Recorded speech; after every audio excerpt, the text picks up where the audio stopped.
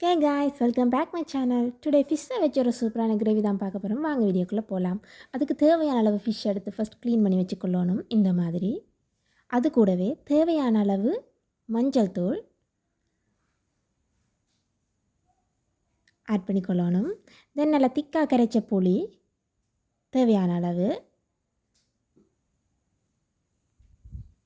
தென் தேவையான அளவு உப்பு, தென் கொஞ்சம் மிளகாய் தூள் எல்லாத்தையும் நல்லா மிக்ஸ் பண்ணி வச்சுக்கொள்ளணும். தென் ஒரு பவுலில் கோகனட் ஆயில்,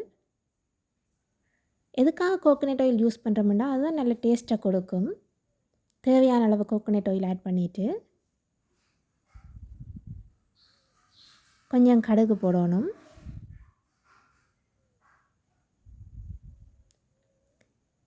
கடுகு பொரிஞ்சதுக்கு பிறகு கொஞ்சமாக பெருஞ்சீரகம்,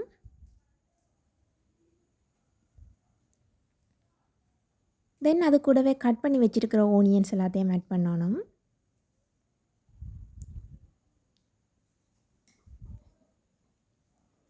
அது எல்லாத்தையும் நல்லா கோல்டன் ப்ரௌன் ஆகிற வரைக்கும் வதக்கணும்.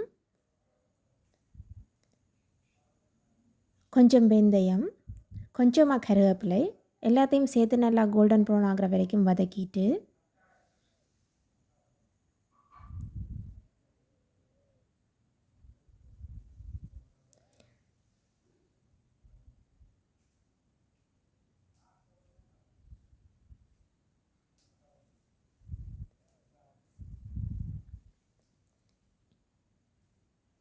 எல்லாம் நல்லா மிக்ஸ் பண்ணணும்.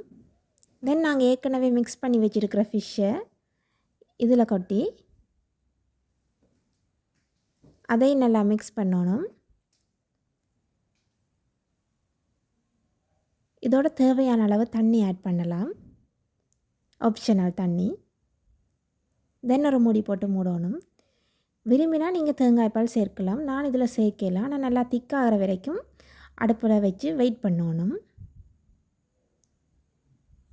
இந்த மாதிரி கொதி வந்ததும் சிம்மில் வச்சு வெயிட் பண்ணணும். இது என்னோடய ரெசிபி. இதுக்கு 2 ஒனியன் அண்ட் 2 தக்காளி இந்த மாதிரி ஸ்லைஸ் பண்ணிவிட்டு கூடவே ஒரு பச்சை மிளகாய் கட் பண்ணி போட்டு கொஞ்சம் லெமன் ஜூஸும் ஆட் பண்ணிவிட்டு மிக்ஸ் பண்ணி வச்சா வெங்காய சம்பல் ரெடி.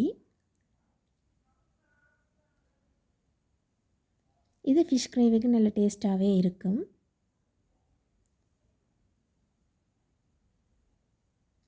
ஃபிஷ் கிரேவி எவ்வளவு திக்காக வந்திருக்குன்ட்டு பாருங்கள்.